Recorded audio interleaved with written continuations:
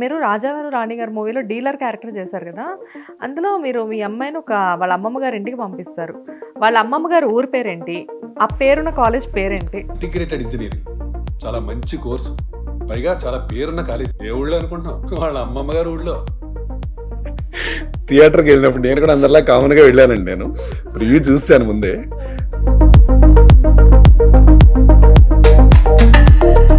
దూరదర్శన్ అంటే శాంతి స్వరూప్ గారే కదా? ఎస్, ఇంకా వేరే పేరు లేదండి. శాంతి స్వరూప్ గారు అంటే దూరదర్శనే గుర్తొస్తుంది.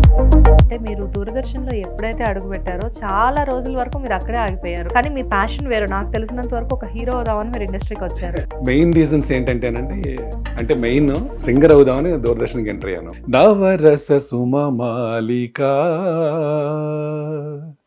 నా జీవనాధార నవరాగమాలిక నవరస సుమమాలిక.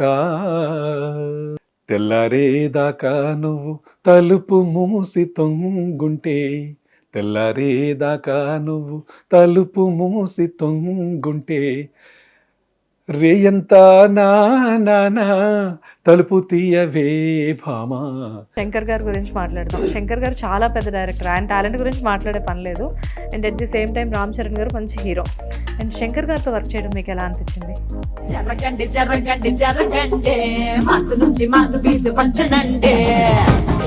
But when I entered in to sets, sorry డైరెక్ట్గా వచ్చి మాట్లాడి, సో సీన్ నా క్యారెక్టర్ ఏంటో చెప్పి ఈచ్ అండ్ ఎవ్రీ, అంటే మైన్యూట్ కూడా డిఫరెన్స్ లేకుండా అంతా చెప్పి, బాడీ లాంగ్వేజ్తో సహా చెప్పి. నమస్తే, వెల్కమ్ టు హిట్ టీవీ. నేను శ్వేత. ఈరోజు నాతో పాటు ఉన్న గెస్ట్ చాలా స్పెషల్ గెస్ట్ అని ఎప్పుడు చెప్పేలా కాకుండా నాకు ఇష్టమైన గెస్ట్ అని చెప్పొచ్చు. ఎందుకంటే ఈయన వాయిస్కి నేను చాలా పెద్ద ఫ్యాన్ని. ఫస్ట్ ఆఫ్ ఆల్ చాలా తక్కువ టైం నుంచి ఈ గెస్ట్ నాకు తెలుసు, కానీ ఈయన గురించి నేను స్టడీ చేసినప్పుడు, వేరే వాళ్ళని అడిగి తెలుసుకున్నప్పుడు ఈయన ఎలాంటి గెస్ట్, ఈయన ఎంత గ్రేట్ అని చెప్పేసి నాకు ఈ మధ్య కాలంలో తెలిసింది. దూరదర్శన్తో తన ప్రస్థానం మొదలుపెట్టి ఇప్పుడు మూవీస్లో ఫుల్ బిజీగా ఉన్నారు. నాకు ఎంతో ఇష్టమైన శ్రీనివాస్ గారు.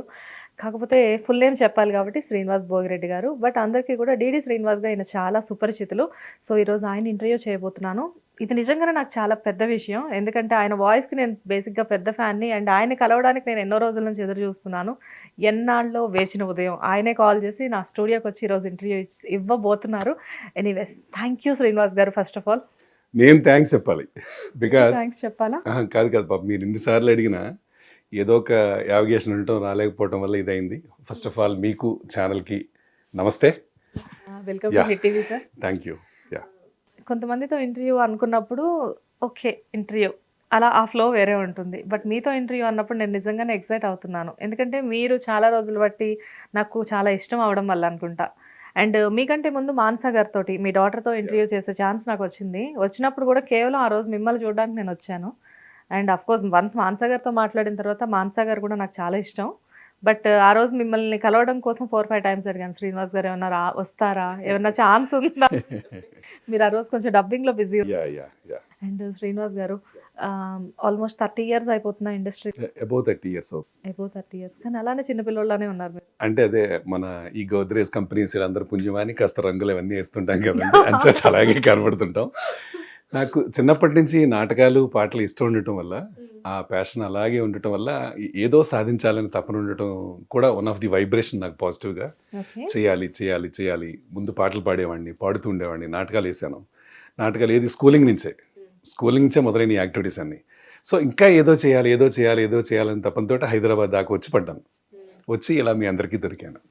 హైదరాబాద్ వరకు రావడం బాగానే ఉంది, కానీ కాకపోతే ఏంటంటే చిన్న డిసప్పాయింట్మెంట్ ఏంటంటే మీరు ఆల్ ఇండియా రేడియో, అంటే మీరు దూరదర్శన్లో ఎప్పుడైతే అడుగు పెట్టారో చాలా రోజుల వరకు మీరు అక్కడే ఆగిపోయారు. కానీ మీ ప్యాషన్ వేరు. నాకు తెలిసినంత వరకు ఒక హీరో అవుదామని మీరు ఇండస్ట్రీకి వచ్చారు. కానీ ఎందుకు ఎక్కువ కాలం మీరు అక్కడే ఆగిపోయారు ఇండస్ట్రీలోకి రాకుండా? మెయిన్ రీజన్స్ ఏంటంటేనండి, అంటే మెయిన్ సింగర్ అవుదామని దూరదర్శన్కి ఎంటర్ అయ్యాను. దానికంటే ముందు ఆల్ ఇండియా రేడియో క్యాజువల్ యాంకర్గా, అనౌన్సర్గా చేసేవాడిని 89, 90, 91. అంటే అపార్ట్ ఫ్రమ్ మై స్టడీస్, నేను సెంట్రల్ యూనివర్సిటీలో పోస్ట్ గ్రాడ్యుయేషన్ జాయిన్ అయినప్పుడు దాంతోపాటు పార్ట్ టైం కింద అనౌన్సర్గా చేసేవాడిని ఆల్ ఇండియా రేడియోలో. తో పాటు లైట్ మ్యూజిక్ ఆడిషన్, ఇలా నెక్స్ట్ డ్రామా ఆడిషన్. తర్వాత న్యూస్కి దూరదర్శన్లో ఆడిషన్స్ పడ్డాయి, న్యూస్ రీడర్స్ అనగానే నేను న్యూస్కి అప్లై చేశాను. సెలెక్ట్ అయ్యాను. సెలెక్ట్ అయిన తర్వాత అప్పట్లో Doordarshan is the only one channel. So ఉండటం వల్ల చాలా రిస్ట్రిక్షన్స్ ఉంటాయి. యాక్టర్ అవ్వాలనే కోరిక అంతా అలా పక్కన పెట్టి న్యూస్ మాత్రం చదివేవాడిని. అక్కడ ఉన్న ప్రాబ్లం ఏంటంటే న్యూస్ రీడర్గా ఉన్న వాళ్ళకి ఒక ఇంపాక్ట్ ఉంటుంది. ఆ ఇంపాక్ట్ సంబంధించి బయట మీరు డిఫరెంట్ క్యారెక్టర్స్ ఉంటాయి. అది రౌడీ అవ్వచ్చు, లాయర్ అవ్వచ్చు, లేకపోతే క్రిమినల్ ఏదైనా సమదర్ క్యారెక్టర్ అవ్వచ్చు. ఆ క్యారెక్టర్ ఇంపాక్ట్ ఆడియన్స్ మీద, వ్యూవర్షిప్ మీద ఎక్కడ పడుతుందో అని న్యూస్ రీడర్గా ఉన్న వాళ్ళు they are not suppose to act any screen, they are not appear on any screen. So ఆ రిస్ట్రిక్షన్ తోటి అందులోనే ఉండిపోయాను. దాంతోపాటు అంబేద్కర్ యూనివర్సిటీ జాబ్, అందులో ఫ్యాకల్టీగా ఉన్నారు కదా మీరు? అదే ఐ మీన్ టెక్నికల్ అసోసియేషన్లో ఉన్నాను. Technical belongs to technical department, audio visual ప్రొడక్షన్లో ఉండేవాళ్ళం. అంటే అది కూడా same audio, voice plus appearance. అక్కడ కూడా అనౌన్స్మెంట్లు as well as voice overs. అంటే మాకు మెటీరియల్ అది ఉంటుంది, డిస్టెన్స్ ఎడ్యుకేషన్ యూనివర్సిటీ కాబట్టి ఆ స్టూడెంట్స్కి అపార్ట్ ఫ్రమ్ మెటీరియల్ మేము వాయిస్ ఓవర్స్ కూడా ఇస్తూ ఉంటాం. రేడియోలో బ్రాడ్కాస్ట్ అవుతుంటాయి, దూరదర్శన్లో టెలికాస్ట్ అవుతూ ఉంటాయి. అలా చేయడం వల్ల నాకు ఎక్కడ కొత్త అనిపించేది కాదు. షూటింగ్లకు వచ్చినా అలాగే ఉండేది. బట్ ఎక్కువ క్యారెక్టర్ చేయడానికి అవకాశం లేకుండా ఉండడానికి కారణం ఏంటంటే బీయింగ్ అన్ గవర్నమెంట్ సర్వెంట్ నాకు లీవులు ఉండేవి కాదు. వదిలేస్తే యూనివర్సిటీ వదిలేయాలి, జాబ్ వదిలేయాలి. వదిలేస్తే ఫ్యామిలీ ప్రాబ్లమ్స్, ఫైనాన్షియల్లీ మనకి కావాలి, ఏదో ఒక సపోర్ట్ కావాలి. అది మాది వెస్ట్ గోదావరిలో వడలి అని చిన్న విలేజ్ మాది. అక్కడి నుంచి వచ్చాము, 1988లో వచ్చాను. వచ్చినప్పటి నుంచి ఏదో సాధించాలనే తపన ఉన్నప్పటికీ ముందు ఫైనాన్షియల్గా తినడానికి ఉండటానికి కావాలి. సో జాబ్ కావాలి. సో లక్కీలీ పోస్ట్ గ్రాడ్యుయేషన్ చేయటం, అక్కడ MPhil and act and diploma ఆ కోర్సెస్ అన్ని కంప్లీట్ చేసే దిశలో ఉన్నప్పుడే నాకు యూనివర్సిటీలో జాబ్ వచ్చింది. నేను ఫస్ట్ అప్లై చేసిన జాబ్ అంబేద్కర్ ఓపెన్ యూనివర్సిటీ, ఫస్టే జాబ్ వచ్చింది అందులో. అంటే అది కూడా ఆల్రెడీ రేడియోలోను దూరదర్శన్లోను ఎక్స్పీరియన్స్ ఉండాలి. అలా ఉన్న వాళ్ళనే ఆ పోస్ట్కి ఎలిజిబిలిటీ ఉంది. సో అదొకటి ఎందుకో నాకు కూడా అలాగా భగవంతుడు ఏదో నాకు ఇచ్చుకుంటూ వచ్చాడనమాట. నా ఫ్యామిలీ కూడా అదృష్టం అనమాట. అందులోనే వృత్తి ప్రవృత్తి ఒకటే అవ్వడం, అలా సెటిల్ అయ్యాను.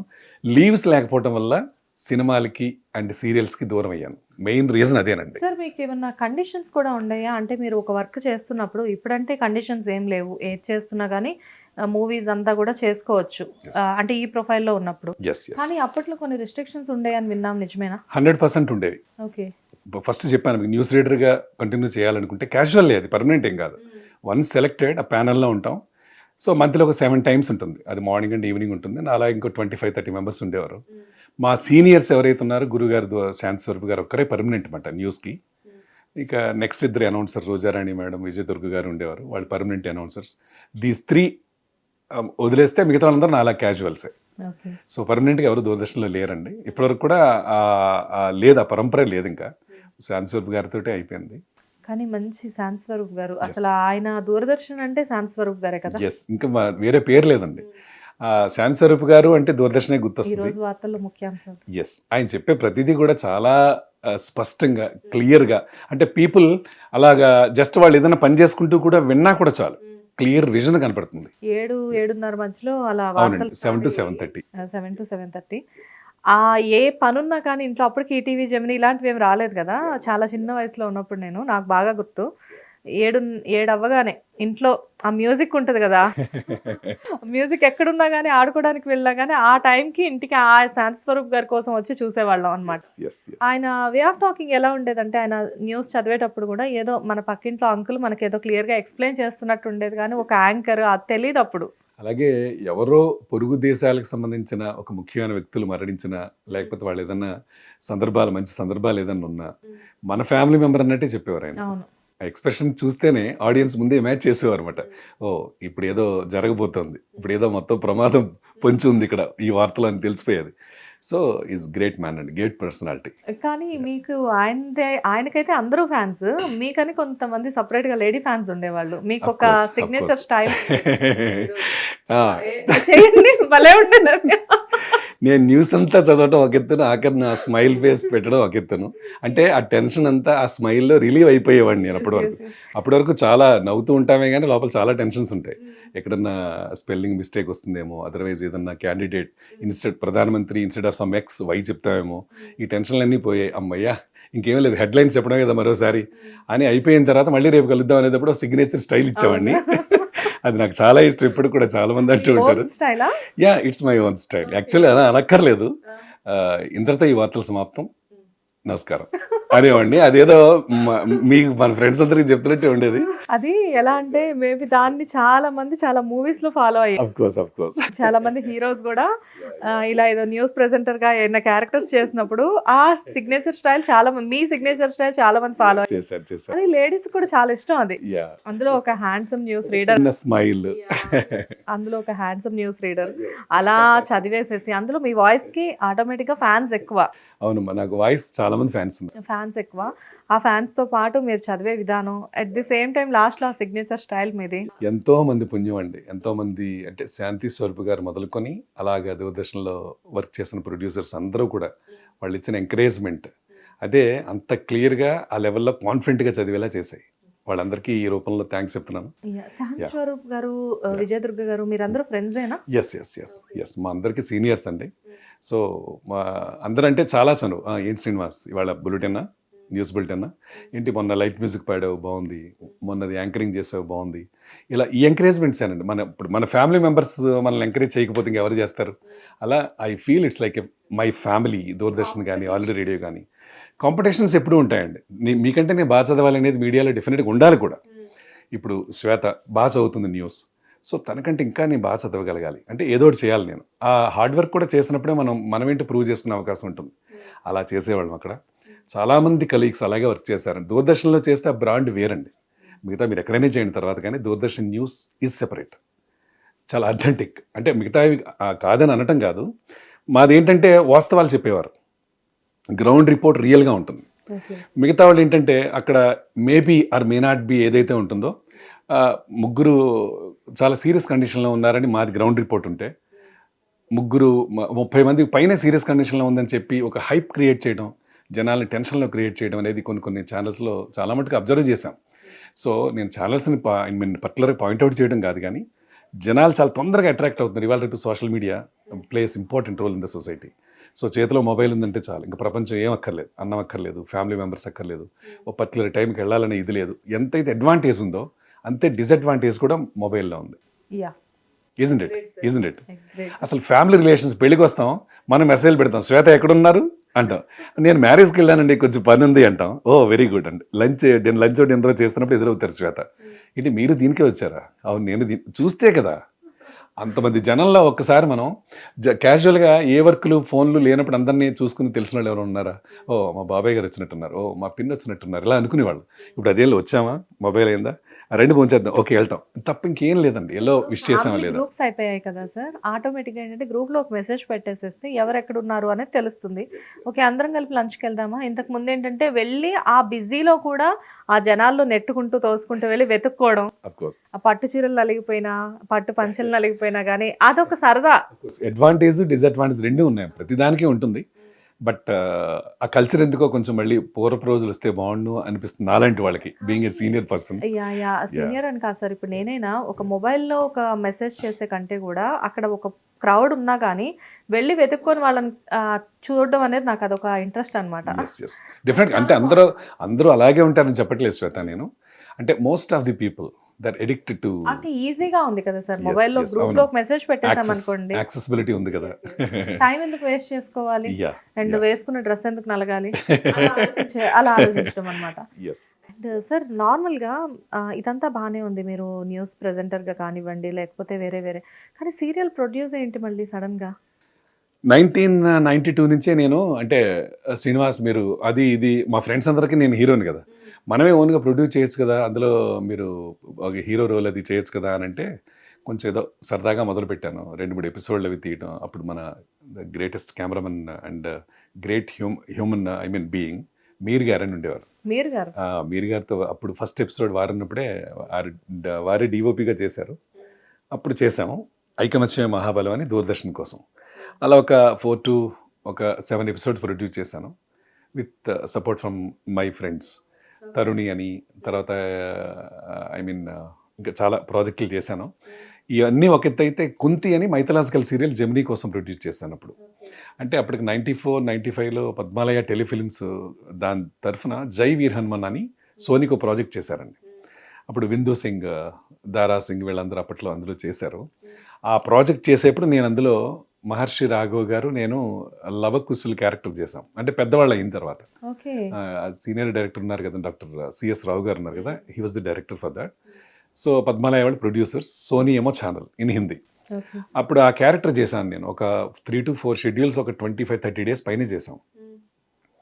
అది చేసినప్పుడు సూపర్ స్టార్ కృష్ణ గారు, అన్నయ్య గారు, హనుమంతరావు గారు, వాళ్ళ బ్రదర్ ఆదిశేషగిరావు గారు, బంగారయ్య గారు అంటారు, వాళ్ళిద్దరు కూడా లొకేషన్కి వచ్చి చూసినప్పుడు ఎవరైతే దీనికి ఒక కో డైరెక్టర్గా వర్క్ చేస్తున్నారో ఆ క్యాండిడేట్ తెలుగేనా అంటే అక్కడ ఎక్కువ హిందీ వాళ్ళు ఉండేవారు. తెలుగు వాళ్ళం మేము 4 ఉన్నాం. నన్ను పిలిచి శ్రీనివాస్ అంటే మన తెలుగు అబ్బాయి అది ఇది అంటే ఓకే, ఒకసారి అయిన తర్వాత రమ్మంటే ఈ విషయం మాట్లాడితే మీరు కృష్ణుడిగా బాగుంటారు, ఈ గెటప్లో బాగున్నారు, ఈ గెటప్లో కృష్ణుడిగా ఒకటి శ్రీకృష్ణ పాండవి అనే ప్రాజెక్ట్ ఒకటి ప్లాన్ అనుకున్నాం మేము, అందులో మీరు లీడ్ రోల్ ప్లే చేద్దరు కానీ రమ్మని ఈ డైరెక్టర్ ఎవరైతే కో డైరెక్టర్ ఉన్నారో వీళ్ళందరూ కలిసి తీసుకెళ్లారు. సరే బాగుంది సబ్జెక్టు, చేద్దాం అన్నప్పుడు శ్రీనివాస్ ఇది కొంచెం టైం పట్టేలా ఉంది, మా కెమెరామెన్ ఏదో 50% పెట్టుకుంటారట, మీరు ఏమన్నా ఇంకో 50 పెట్టుకుంటారా, ప్రాజెక్ట్ చేద్దాం, ఇట్స్ మెంట్ ఫర్ ఈటీవీ అని చెప్పారు. ఈటీవీ ఇంకా నెంబర్ 1 ఛానల్ ఈటీవీ అన్నారు, పద్మాలయ టెలిఫిల్మ్స్ ఉందని మొదలు పెట్టాం. సరే చాలా ఈతిబాధలు పడ్డాం, చాలా ప్రాబ్లమ్స్ ఫేస్ చేశాను, ఐ లాస్ట్ ఎవ్రీథింగ్. సో అసలు లేదు producer category, producer stage age కాదండి మనది యాక్చువల్లీ. సో ఎలాగెలాగో ఫండ్స్ సమీకరించుకోవటం చేస్తాను. బట్ ఒక 26 ఎపిసోడ్స్ అయ్యాయి. అప్పటికి నెంబర్ 1 ప్రోగ్రామ్ అంటే కుంతి. సో ఉజాలా అని వాళ్ళు బ్రాండింగ్ ఇచ్చారు దానికి. వీళ్ళు 11 to 11:30 సండే వచ్చేదమ్మా, వీక్లీ వన్స్. అది 52 వీక్స్కి ఒకేసారి బ్రాండింగ్ ఇచ్చేసారు వాళ్ళు. జమినీకి వచ్చాం, ఈటీవీ ఇంకా టైం పడుతుంది అన్నారని. అప్పుడు మహాభారత కథలు ఏదో ఈటీవీ వాళ్ళు తీస్తున్నారు ఆ టైంలో. మన పద్మాలయ తరఫునేమో కుంతి జరుగుతోంది, అక్కడే మహాభారత కథలు జరుగుతున్నాయి. ఆ టైంలోనే పృథ్వీరాజ్ గారు కూడా మన దాంట్లో కంసుడు క్యారెక్టర్ చేశారు. మా ప్రాజెక్ట్ భాగవతం అనుకుంటా, భాగవత కథలో అనుకుంటాను. ఎస్ సమ్ మైథలాజికల్ జరుగుతోంది. అప్పట్లో కాంపిటీషన్ కూడా బాగా ఉండేది. అక్కడ మైథలాజికల్, ఇక్కడ పద్మాలయలోనూ ఒక మెగా ప్రాజెక్ట్ జరుగుతుంది. సెట్లో 120-150 మెంబర్స్ ఉండేవారు. అంత ఐ మీన్ ఆ లెవెల్ ప్రొడక్షన్ అన్నమాట అప్పట్లో చేసింది మేము. అంటే ఎలా అంటే పద్మాలయ వాళ్ళు ఇన్ఫ్రా అంతా వాళ్ళది, రెస్ట్ ఆఫ్ ది థింగ్స్ అన్ని ఆర్టిస్ట్ పేమెంట్స్ దగ్గర నుంచి ఫుడ్, అకామిడేషన్స్, సెట్స్ గిట్స్ అంతా మొత్తం నేను చూసుకునేవాడిని. ఐ మీన్ ఆల్రెడీ వాడిదే సెట్, ఒక more than 40 lakhs worth set ఉండేది. అది చూసి టెంప్ట్ అయిపోయాను నేను కూడా. అసలు అందులో షార్ట్స్ ఇప్పటికి కూడా నేను ఇదవుతుంటాను, నేనేనా అసలు తీసింది, నేనేనా అని పాట ఉంది కదా, నేనేనా సంపంగి పూల నువ్వేనా, నువ్వు నేనేనా, అలాంటి దానికి అనుభూతికి లోనవుతాను. ఇందాక మీరు అన్నట్టు ఎన్నాళ్ళలో వేచిన ఉదయం ఇలాంటి సందర్భం సెట్లు ఉండవు, తీసేద్దామని టెంప్ట్ అయిపోయా. సరే లాస్ అయ్యాం. అందులోంచి ఇంకా ప్రతిదానికి ఒకటి ఉంటుంది, లాభం నష్టం అనేది. చాలా లాస్ అయ్యాను, స్థిరచరలు చాలా పోయాయి. సరే బట్ గాడ్ ఈజ్ దేర్ అండి. మనం ఇన్నోసెన్స్తో ఏది పోగొట్టుకున్నా దేవుడు మళ్ళీ ఇస్తాడు. అది లౌకింగ్ అనో లేకపోతే ఇంకా మోసం దగా చేసి ఎదుటి వాళ్ళని చీట్ చేసి సంపాదిస్తే ఉండవండి. సో బెస్ట్ ఎగ్జాంపుల్ నేను రిటైర్ అయ్యాను 2018లో అంబేద్కర్ యూనివర్సిటీలో. 2021లో దూరదర్శన్ నుంచి నేను బయటకు వచ్చాను. అంటే అప్పుడు కరోనా రిస్క్ తీసుకోవడం, మళ్ళీ ఇంట్లో అందరూ చిన్నపిల్లలు ఉన్నారు, ఇవన్నీ 1.5 hour పట్టేది staying Motinagar to Ramanthapur. So 22 years news రీడర్గా చేశానండి. Apart from singing, apart from acting, వాళ్ళు ఇంకా తర్వాత వచ్చే ప్రొడ్యూసర్స్ రిస్ట్రిక్షన్స్ అవి పెట్టకుండా ఉండటం, నీలో డబ్బింగ్స్ అవి చెప్పుకోవడం. డబ్బింగ్స్ అయితే ఎవరికి తెలియదు కదండి.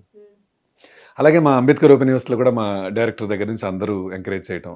అక్కడ ఉన్న ఏమన్నా చెట్లలో నేనే పెద్ద మహావృక్షాన్ని. సో కాబట్టి నాకు అందరూ ఎంకరేజ్ చేసేవారు. అక్కడి నుంచి కూడా అలాంటి సపోర్టే వచ్చేది. ఆల్ ఇండియా రేడియో కూడా అలాగే చేసేవాడిని. సో ఎన్ని చేసినా నాకు నా ఇంటెన్షన్ ఒకటే, ఆర్టిస్ట్ని మాత్రం అవ్వాలి. బలమైన కోరిక అది ఉండిపోయింది. సింగర్గా అన్నా కొంచెం అటు ఇటు ఎప్పుడన్నా రవీంద్ర భారతి వాటిలో ఇట్లో పబ్లిక్ ఫంక్షన్స్ ఉన్నా, ఏమన్నా మన ఇంట్లో ఫంక్షన్స్ ఉన్నా అలా పాడడం అనేది క్యాజువల్గా జరుగుతూనే ఉండేది. బట్ దానికంటే ఎక్కువ యాక్టర్ అవ్వాలనేది ఇప్పుడు ఫుల్ టైం దొరికింది అని 2018లో రిటైర్ అవుతున్న 3 రోజుల ముందే 3 ప్రాజెక్ట్స్ సైన్ చేశాను. అక్కడి నుంచి ఖాళీ లేకుండా ఇప్పటికొక 60 అబోవ్ చేస్తానండి. 19, 20, 21, 22, 23, 24 6 yearsలో. ఇప్పుడు రిలీజ్కి ఒక 20+ ఉంటాయి. సో అంటే నాలో ఉన్న తృష్ణ ఏదైతే ఉండిపోయిందో అది బలంగా ఉండిపోయింది శ్వేత. సో చెయ్యాలనే దాంతో ఎలా అయితే ఉన్నానో, సో యాక్చువల్లీ నా వెనకాల ఎవరూ లేరు, ఇన్ఫ్లుయెన్స్ లేదు. సో నాకేమైనా రిలేషన్స్ ఉన్నారా పోనీ ఇండస్ట్రీలో అంటే వాళ్ళు లేరు. సో నేను అప్పుడు అది ఒకటే ఆలోచించాను అనమాట. సో నా ఇంటెన్షన్ బలమైంది అయితే డెఫినెట్గా I'm going to achieve all the things అనుకున్నాను. by the grace of God, with my family support and friends like you and all.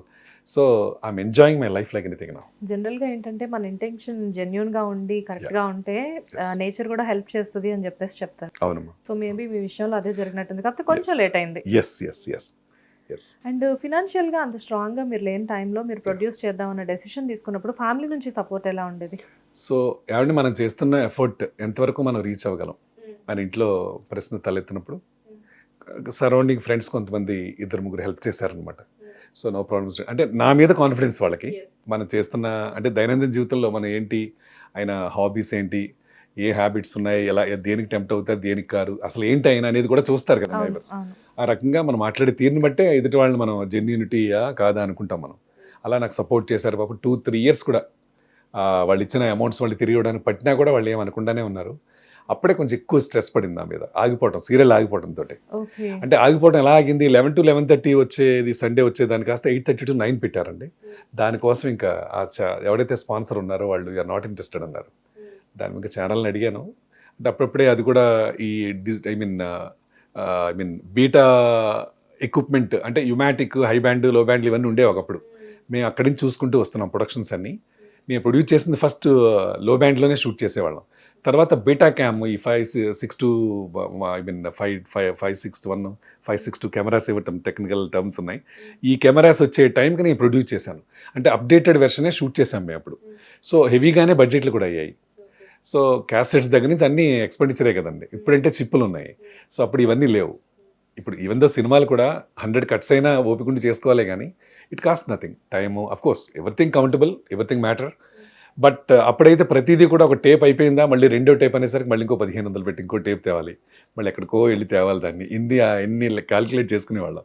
So బాగా దెబ్బతిన్నాను అప్పుడైతే. సో అయిపోయింది. ఇప్పుడైతే ఏదైతే మూవీస్ చేస్తున్నానో ఇప్పుడు నాకు ప్రాబ్లం లేకుండా అవన్నీ కవర్ అవుతూ వచ్చేస్తున్నాయి అంతే. ఇంకా కాదు సార్, ఇప్పుడేమో అంత ఈజీగా నడుస్తుంది కానీ అప్పుడు ఏది ఈజీ కాదు.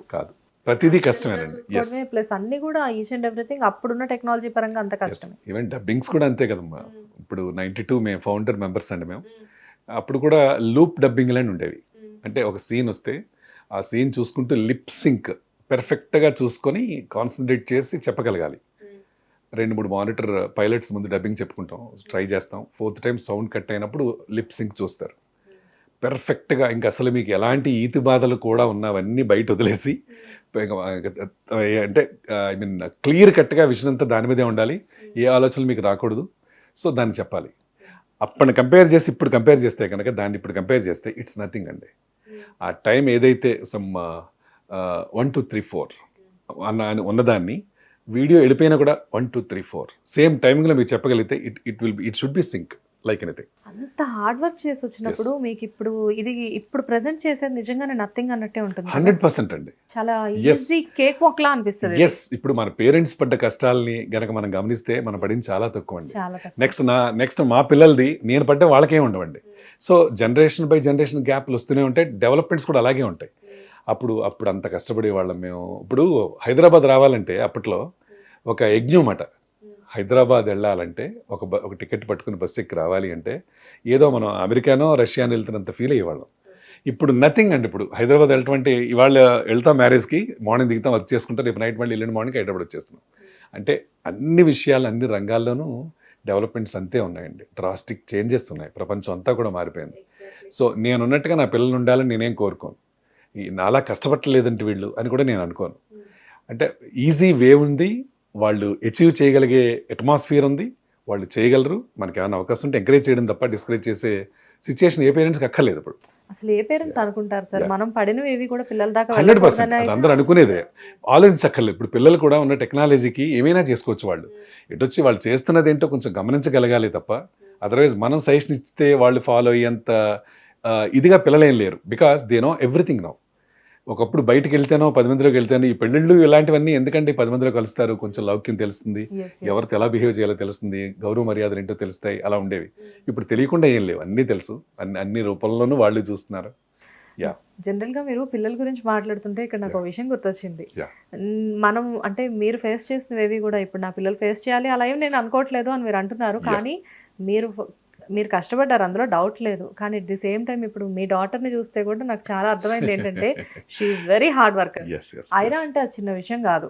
3 floors ఆ బిల్డింగ్ మెయింటైన్ చేయడం and at the same time అందులో ఉన్న ఈచ్ అండ్ ఎవ్రీథింగ్ కర్టన్ దగ్గర నుంచి అందులో ఒక చిన్న ఏదో ఒకటి ప్రతిదీ కూడా ఆవిడ ఓన్ గా డిజైన్ చేసుకొని each and everything మొత్తం పెట్టుకోవడం అవన్నీ అంత ఈజీ సార్ చెప్పండి. అదే అంటాను నేను ఒక 10% ఐ మీన్ ఒక రోజుకి మోర్ దాన్ 200% నేను కష్టపడేవాడిని అని చాలా అనుకునేవాడిని అప్పట్లో. నేను వాళ్ళు మోర్ దాన్ 1000% కష్టపడతారు. 100%. బట్ చాలా రిలాక్సేషన్ కూడా వాళ్ళకు ఉంటుంది. నేను పడ్డ కష్టంలో ఉండేప్పుడు నేనే డ్రైవర్ అంటే నా కార్ నేనే డ్రైవ్ చేసుకునేవాడిని. ఒక పక్క ఆఫీస్కి వెళ్ళి సైన్ చేయాలి, అక్కడ రికార్డింగ్స్ ఉంటే చేయాలి, దెన్ ఆల్ ఇండియా రేడియోలో డ్రామా ఉంటే రావాలి. ఫర్ యువర్ కైండ్ ఇన్ఫర్మేషన్ ఇందుకాక మొన్నే ఆల్ ఇండియా రేడియోలో డ్రామా ఉంది. ఇప్పటికీ కూడా అంటే మనీ డజంట్ మ్యాటర్ అండి. ఆల్ కేసెస్లో మనీ అనేది తీసుకోం మనం. ఆ ప్యాషన్ ఏదైతే ఉందో ఎంత దూరమే తీసుకెళ్ళిపోతుంది. ఇప్పటికి కూడా దూరదర్శన్ వాయిస్ ఓవర్ ఉందంటే వెళ్తాను, ఇలా ఒక ఇంటర్వ్యూ ఉంది శ్రీనివాస్ గారు రండి అంటే వెళ్తాను, ఆల్ ఇండియా రేడియోలో రికార్డింగ్ ఉంది, సాంగ్ ఉందంటే వెళ్తాను, డ్రామా ఉందండి. ఒక మార్నింగ్ 10కి వెళ్తాం శ్వేత, ఈవినింగ్ 5 వరకు రికార్డింగ్స్ పట్టొచ్చు. సో మీరు హార్డ్లీ ఓ 3000 or 4000 be high AI grade అయితే ఒక 7000 ఉంటుంది. నేను కంపేర్ చేసుకోలేను కదండి. ఒక సినిమా ఇవాళ షూట్కి వెళ్తే ఎంతో ఒక 40-50 వేలు వస్తుంది, అబ్బా అది కాదండి. నాకు ఇవన్నీ ఒక పేరెంట్ ఆర్గనైజేషన్స్ నాకు ఇవి ఆల్ ఇండియా రేడియో దూరదర్శన్ అంటే. ఆ రెండు నాకు 2 కళ్ళు, అక్కడి నుంచే వచ్చాను. తర్వాత మీడియా కూడా నాకు జాబ్ కూడా ఆడియో విజువల్ డిపార్ట్మెంట్లోనే వచ్చింది. ఇప్పుడు ప్రొద్దుకున్నది కూడా అందులోనే ఉన్నాను. షూటింగ్ లేదా డబ్బింగ్ పిలుస్తారు, being a member of union. So ఏదీ లేదా నాకు కాంపేరింగ్స్ మా డాటర్ది అకాడమీకి సంబంధించి ప్రోగ్రామ్స్ ఉంటాయి. కాంపేరింగ్ నేనే చేస్తాను, అవసరమైతే నేనే పాడతాను, అవసరమైతే స్క్రిప్ట్ రైటింగ్ కూడా నేనే చేసుకుంటాను. సో అలాగే మా సన్నిల Ravikumar Dhulipala Guru events and weddings CEO and MD and CEO. So దుబాయ్లో కూడా ఎస్టాబ్లిష్ చేశారు కంపెనీ. వాటి కూడా ఈ government of Telangana and AP documentaries జరుగుతూ ఉంటాయి. మాది కూడా మీడియా, వాళ్ళది కూడా మీడియా అవడం వల్ల నా టైం 24/7 బిజీ ఉంటానండి. నాకు అదే ఈ ఎనర్జీ కూడా మెయిన్ కారణం అనుకుంటాను నేను, ఖాళీ లేకుండా. అదే కదా యాక్చువల్గా ఏ టైం అంటే టైం ఎక్కువగా ఉండి వర్క్ తక్కువగా ఉన్న టైంలో మీ చుట్టూ మీరు చాలా రకాల డోర్స్ని క్రియేట్ చేస్తున్నారు. అది ఏమైందంటే ఒక టైం వచ్చేసరికి ఆ డోర్స్ అన్నీ కూడా ఓపెన్ అయినాయి. మీరు అవసరమైతే ఈ డోర్లోకి వెళ్ళగలరు, ఈ డోర్ ఇది క్లోజ్ అయినప్పుడు ఈ డోర్లోకి వెళ్ళగలరు. సో మొత్తం అంతా కూడా మొత్తానికి ఫైనల్గా ఒక టైం వచ్చేసరికి మీరు క్రియేట్ చేసుకున్న వేస్ అన్ని కూడా మిమ్మల్ని బిజీగా చేంజ్ చేసినాయి. అంటారు కదా మా అన్ని పడవల మీద కాళ్ళు వేసానని, 2 పడవల మీద వేయకూడదు అంటారు, కానీ నేను ఎగ్జాంపుల్ వేయచ్చు. అది కన్స్ట్రక్టివ్గా వేయాలి. వేసే అడుగుని ఎలా వేస్తున్నాం అనేది కూడా ఇంపార్టెంట్. ఏదో వేద్దాం ఒక అడుగు అని కాకుండా వెయ్యాలి అడుగు అనే దృఢ సంకల్పంతో వేశాను. సో మా వాళ్ళందరూ ఉంటారు, ఏం నాటకాలు వేస్తావు, పాటలు పాడతావు, యాంకరింగ్ చేస్తావు, ఏదో మ్యూజిక్ ఏదో కంపోజిషన్ కూడా చేసావంట, ప్రొడ్యూస్ చేస్తున్నావంట, సినిమా కూడా ఏదో ప్లాన్ చేస్తున్నావంట, లేకపోతే రకరకాలవన్నీ అంటుంటారు. సో అన్నీ చెయ్యాలి. ఏది ఇప్పుడు నా వచ్చిన బ్యాక్గ్రౌండ్ చూస్తే నాకు ఎవరు లేరండి వెనకాల. సింగర్ కాబట్టి మాస్టర్ అబ్బాయి మాస్టర్ అవుతారు, డాక్టర్ కొడుకు డాక్టర్ అవుతారు, ఇవన్నీ అందరికీ తెలిసినవే. అయితే అవన్నీ లేకుండా నేను ఎలా వచ్చాను, చెయ్యాలి, ఏదో ఒకటి చేద్దాం. నాకు తెలియదండి, డాన్స్ నాకు రాదండి. ఇప్పుడు సిచ్యుయేషనల్ డాన్సెస్ ఉంటాయి మాకు షూటింగ్లో. ఫంక్షన్, అమ్మాయి ఫంక్షన్ అబ్బాయి ఫంక్షన్ ఉంటుంది. మోస్ట్ ఆఫ్ ది ప్రాజెక్ట్లో హీరోయిన్గా ఫాదర్గా చేశాను కాబట్టి సో ఫంక్షన్కి సంగీత్ ఫంక్షన్లో డాన్స్ చేయాలి. అబ్బాయి నాకు రాదండి నన్ను వెళ్ళిపోవడం కాదండి, చేద్దాం, వాళ్ళ దగ్గర మనం ప్రయత్నం చేద్దాం. 100% మాస్టర్ చెప్పారు, 10% అన్నా ప్రొజెక్ట్ చేద్దాం. మమ్మల్ని ఆక్షేపించారు కదా, ఫాదర్ మదర్ పర్ఫెక్ట్గా చేయాలా, అందరూ చేయలేరు కదండి. సో అన్నీ చేద్దాం, అన్ని ప్రయత్నాలు చేద్దాం. అలా చేసుకుంటూ వచ్చాను కాబట్టి వాళ్ళ అందరి నోట్లలోనూ కాస్త నాలుకనయ్యాను. లేదు కొంచెమేనండి. కాకపోతే ఏంటంటే ఇక్కడ బాధాకరమైన విషయం ఒకటి ఏంటంటే ఇండస్ట్రీకి వచ్చి ఇంతకాలం అవుతున్నా కానీ సరైన రికగ్నైజేషన్ రావడానికి ఇంత టైం పట్టింది. డెబ్యూ మూవీ వినాయకుడు ఆల్మోస్ట్ 2009 లో వచ్చింది. 2009 జనవరి టైంలో వచ్చింది.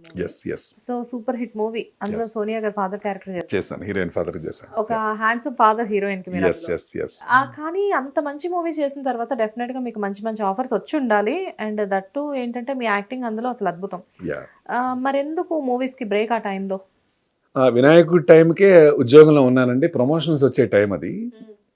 2 days 3 days అంటే ఓకే, లీవ్ పెట్టచ్చు. 15 to 20 days నాకు ప్రాజెక్ట్ వచ్చింది, నో లీవ్స్, శాంక్షన్ అవ్వలే. సో అలాగా ప్రయత్నం చేయటం విరమించుకున్నాను. ఇంకా 3-4 ప్రాజెక్టులు వచ్చాయి. వినాయకుడి సినిమా నా లైఫ్ టర్నింగ్ అయ్యే సినిమా అని చెప్పాలి. సాయి కిరణ్ అడవి గారి పుణ్యం అని అంటే ఫుల్ లెంగ్త్ రోల్ ఈయనతో చేయించుకోవచ్చు మనం. అంటే క్యారీ చేయగలరా, క్యారెక్టర్ చేయలేరా అనేది ముందు డైరెక్టర్కి ఒక ఇది ఉంటుంది, థాట్ ఉంటుంది, ఈయన శ్రీనివాస్ చేస్తారా లేదా. So is like my brother, తను అన్నయ్య మీరు చేస్తారు, సో మీ టైం నేను స్పెండ్ చేస్తాను, మీకు నాకు ఫ్లెక్సిబుల్గానే షెడ్యూల్స్ పెట్టైనా 2-3 షెడ్యూల్స్ ఇచ్చి మరీ చేశారు అది. అంటే మీరు ఎంప్లాయీ కదా, నో ప్రాబ్లం అని, నేను మేనేజ్ చేయగలను, మేనేజ్ చేస్తానని. అలా ఎంతమంది ఉంటారని, ఎంతమంది చేయగలరు. ఆల్రెడీ నాకు బిఫోర్గానే నాకు ఆయన పరిచయం ఉన్నారు తమ్ముడు. సో ఆయన పుణ్యమాని అది చేశాను. అలాగే ప్రతి సినిమాలో నాకు అలాగే ఆపరేషన్ గోల్డ్ ఫిష్, అందులో కూడా ఒక లెఫ్టినెంట్ కల్నల్గా చేశాను. అందులో హీరో గారి కాంబినేషన్. అఫ్ కోర్స్ 1 డే షూటే కావచ్చు, కానీ సినిమాలో మొత్తం కనిపిస్తూనే ఉంటాను. అలాగా నన్ను ఒక తన ఫ్యామిలీ మెంబర్గా అనుకుని పిలుస్తూ ఉంటారు ఆయన. ఆయన అంటే అర్థం చేసుకుని, ఒక అన్నయ్య ఎంప్లాయీ కదా, కొంచెం మనం ఆయన షెడ్యూల్ సాటర్డే సండే అని ప్లాన్ చేద్దాం, సెకండ్ సాటర్డే ఉన్నప్పుడు పిలుద్దాం అలా ప్లాన్ చేసుకునేవారు. బట్ మిగతా వాళ్ళందరికీ అలా ఉండదు కదండి. ఇప్పుడు మెగా మూవీస్ చాలా ఉన్నాయి. Who am I'm a common man in the artist society. So ఇంకా పెద్ద పెద్ద వాళ్ళు, పెద్ద పెద్ద సెలబ్రిటీస్ అయినప్పుడు వాళ్ళకి choice of time and everything ఉంటుంది. మనకు అలా ఉండదు కదమ్మా. సో ఇప్పుడు నాకు దేవుడి దయ వల్ల ఇన్ని ప్రాజెక్టులు చేసిన తర్వాత, శ్రీనివాస్ గారు రేపు ఎల్లుండి మీ ప్రోగ్రామ్ ఏంటి అంటే, రేపు ప్రోగ్రామ్ ఉంది, ఎల్లుండి మంద కూడా ఉంది సార్, వాళ్ళ టైమింగ్స్ ఏంటి అయితే వాళ్ళని రిక్వెస్ట్ చేస్తాం.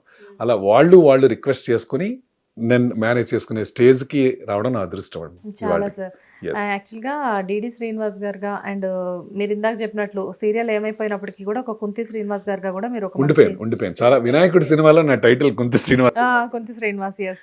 కానీ వినాయకుడు మూవీలో యాక్చువల్గా మీరు క్యారెక్టర్ తక్కువ క్యారెక్టర్ అయినప్పటికీ కూడా స్టోరీ అంతా కూడా మీ చుట్టూ తిరుగుతుంది. ఎందుకంటే హీరోయిన్ మీ డాటర్ క్యారెక్టర్ చేసిన పర్సన్ ఏ సజెషన్ అయినా మిమ్మల్ని అడుగుతారు. అండ్ అంటే ఇండైరెక్ట్ గా మూవీ నడిపించేది ఒక రకంగా మీరే. ఒక ఫ్రెండ్ లాగా ఉంటాను, ఫాదర్ లా భయపెట్టడం, లేకపోతే లేదు రిస్ట్రిక్షన్స్ పెట్టడం కాకుండా చాయిస్ ఆఫ్ లివింగ్ ఎలా ఉండాలి ఏంటి.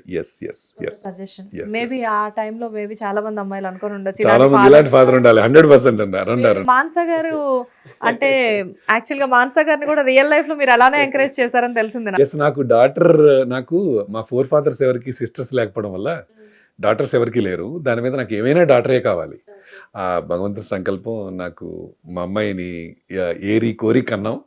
సో లక్కీలీ నేను 10% నాకు పేరుంటే మోర్ దెన్ 100% తను అచీవ్ చేయగలదు, అచీవ్ చేస్తుంది కూడా. అంటే బీయింగ్ ఎ ఫాదర్ నా అప్రిసియేషన్ అనుకుని కాకుండా బ్లెస్సింగ్ అనుకుంటాను. సో తను అంత ఛాలెంజింగ్ గాడ్. అలాగే మా సన్ కూడా ఈ లెర్న్డ్ హిందుస్థానీ వోకల్. తను కూడా ఈజ్ ఆల్సో వాయిస్ లెండర్. చాలా ప్రాజెక్ట్స్కి వాయిస్ డబ్బింగ్ ఆర్టిస్ట్ కూడా, రిజిస్టర్డ్ డబ్బింగ్ యూనియన్ డబ్బింగ్ ఆర్టిస్టులు ఇద్దరు కూడా. వాళ్ళిద్దరు కూడా audition, all India radio drama audition అయింది, దూరదర్శన్లో కూడా లైవ్ యాంకరింగ్ చేశారు. నా వెనకాలే వాళ్ళిద్దరు కూడా ఉన్నారు. సో మీడియా మొత్తం మన ఇంట్లో ఉన్నట్టే లెక్క. డెఫినెట్ గా అదొక మంచి అండర్స్టాండింగ్ కూడా ఉంటుంది కదా సార్, ఎంకరేజ్మెంట్ కానివ్వండి. అండ్ ఇప్పుడు ప్రెసెంట్ చాలా బిజీగా ఉన్నారు, బట్ ఆఫ్టర్ లాంగ్ టైం మీకు బాగా మంచి పేరు తెచ్చిన మూవీ అంటే ఏదని చెప్తారు మీరు? అంటే ఈ మధ్యకాలంలో మీరు చూసే ఉంటారు, మన రాజావారు రాణివారు తర్వాత ఓపిట్ట కథ, అది చాలా మంచి నేమ్ తెచ్చింది. ఈ 2 ప్రాజెక్టులకి ఇప్పటికీ నాకు ఓపిట్ట కథ ఫేమ్ అంటూ ఉంటారు. సో రవికిరణ్ క్యారెక్టర్ చేశారు అందులో. నాకు ఓపిట్ట కథలో మీ క్యారెక్టర్ ఒకటి భలే ఇష్టం. మీరు యంగ్ గా ఉన్నప్పుడు హీరోయిన్ వాళ్ళ మదర్, మీ వైఫ్ క్యారెక్టర్ చేసిన ఆవిడకి మీరు వెళ్ళి కూల్ డ్రింక్ ఇంకా థియేటర్ లో సీన్ కదా, ఫ్లాష్ బ్యాక్ సీన్, అందులో మీ డ్రెస్సింగ్, మీరు పరిగెత్తుకుంటూ వెళ్ళడం 80s అవన్నీ కదండి, పిరియాడికల్ కదా అది. సో అది ఇప్పటికే నేను నవ్వుతూ ఉంటాను, ఎంజాయ్ చేస్తూ ఉంటాను అది బాగా. సార్ నాకు ఒక డౌట్, మీరు అంటే నాకే కాదు ఈ డౌట్ చాలా మందికి ఉంది, ఒకటి క్లారిఫై చేయండి. మీరు రాజావారు రాణి గారి మూవీలో డీలర్ క్యారెక్టర్ చేశారు కదా, అందులో మీరు మీ అమ్మాయిని వాళ్ళ అమ్మమ్మ గారి ఇంటికి పంపిస్తారు. వాళ్ళ అమ్మమ్మ గారి ఊరు పేరేంటి, ఆ పేరున్న కాలేజ్ పేరేంటి? థియేటర్కి వెళ్ళినప్పుడు నేను కూడా అందరిలా కామన్గా వెళ్ళానండి. నేను రివ్యూ చూశాను ముందే, థియేటర్ కూడా జనంలో చూద్దామని. అయిపోయిన తర్వాత ఐడెంటిఫై చేస్తారు కదా, వచ్చేసి ఇంకా సార్ కనీసం కొంచెం అడ్రస్ చెప్పండి, అమ్మమ్మ గారు ఊరున్న పేరు చెప్పండి, పోనీ కనీసం ఆ కాలేజ్ పేరైనా చెప్పండి, చదువుకునే కోర్స్ అయినా చెప్పండి అని విపరీతంగా ఏడిపించేవాళ్ళు. చెప్పాను ఏ ఊరో ఎక్కడో అని చెప్పలేదు నేను, అది ఒకటే చెప్పలేదు. కాలేజ్ పేరు చెప్పలేదు. వాళ్ళ అమ్మమ్మ గారు ఏ కాలేజ్ తెలుసా, బాగా పేరున్న కాలేజ్. అసలు అదే సార్, ఆ కాలేజ్ పేరేంటి, వాళ్ళ అమ్మమ్మ గారు, రెండిట్లో మీరు ఏది చెప్పినా ఒక్కటి చెప్పినా పర్లేదు నాకు. అది సీక్వెల్ తీసినప్పుడే చెప్తాం, ప్రాజెక్ట్ 2 ఉంది మళ్ళీ చేస్తాం, అప్పుడే చేస్తాం. యాక్చువల్గా సినిమా అది నేను థియేటర్లో అయితే చూడలేదు, ఫస్ట్ ఆహాలో చూసాను. చూసినప్పుడు మేబీ ఎండింగ్ లో చెప్తారేమోలే అనుకున్నా, కాకపోతే సినిమా ఎండింగ్ ఏదో మిస్ అయ్యా నేను. యా ఆ పేరున కాలేజ్ కోసం వాళ్ళ అమ్మమ్మ గారు ఊరు కోసం నేను ఇంకోసారి సినిమా చూసా. అప్పటి నుంచి ఇప్పటికి చాలా సార్లు ఆ సీన్స్ చూస్తూనే ఉంటా. ఏదో ఒక రోజు మిమ్మల్ని కలిసినప్పుడు అదన్నా అడుగుతాను అడుగుదాం అనుకున్నాను. కనీసం. ఇప్పుడు ఫైనల్లీ మిమ్మల్ని కలిసాను, అయినా మీరు ఇప్పటికీ చెప్పట్లేదు. కేవలం ఆ ఒకే ఒక్క డైలాగ్ తోటండి సినిమా అంతా. ఎవరికి ఆ పిల్ల ఎక్కడ ఉంటుంది, ఎక్కడ చదువుతుంది, వాళ్ళ అమ్మమ్మ గారి ఊరేంటి ఎవరికీ తెలియదు. అది తెలియకపోవడమే ఆ సినిమాకి మూల కారణం. దట్ ఇస్ ద ఓన్లీ రీజనే కదా. లాస్ట్ 5 minutes కదా సినిమాలో మీకు మొత్తం రియలైజేషన్ అంతా తెలుస్తుంది. అవును. సో నేను కూడా I felt very happy on that day. ఆ మూమెంట్ కూడా నాకు చాలా బాగా నచ్చింది. అంటే నువ్వు చూస్తున్న చూపులోనే నీ మనసులో ఉన్నది ఏంటో నాకు తెలుసు అనేది ఇద్దరు ప్రేమికుల మధ్య ఉండే ఒక సందర్భానికి ఉదాహరణగా చెప్పుకోవచ్చు మనం. సో ఆ సినిమా నాకు మంచి పేరు తెచ్చిందండి. చాలా మంచి. దాని పేరు మీదే ఇప్పుడు చాలా సినిమాలు వస్తున్నాయి. చాలా మంది నా ఫ్యాన్స్ ఉన్నారు. Yeah dealer. Ration shop dealer గా. డీలర్ అంటే అలా ఎప్పుడు ఎవరినొకరు వెతుక్కుంటూనే ఉండాలా సార్? అంటే విసిగిస్తారన్నమాట. ముందు ఒకదానికి వస్తారు, రెండోది అడుగుతారు, మూడోది అడుగుతుంటారు. నేను మా ఊళ్ళో చేసిన పనులే చేశాను. మా డీలర్ ఎవరైతే మా ఇంటి దగ్గర డీలర్ ఉన్నాడో వాడిని మొత్తం అబ్జర్వ్ చేశాను నేను. ఎప్పుడైతే డీలర్ అని మా డైరెక్టర్ రవికిరణ్ గారు చెప్పారో, సో ఎవరైనా ఇద్దరు ముగ్గురు చూస్తాం మనం. ఇప్పుడు మీ క్యారెక్టర్ పాలన ఒక ఆర్ఎంపీ డాక్టర్, లేకపోతే ఒక డాక్టర్, ఒక లాయర్ మీరు అనగానే వాళ్ళ బాడీ లాంగ్వేజ్ ఎలా ఉంటాయి, అట్లీస్ట్ మూవీస్ అన్నా చూస్తాం కదండి. సో అలా చూసి విసుకుంటుంది అనమాట డీలర్ అనే వాళ్ళకి.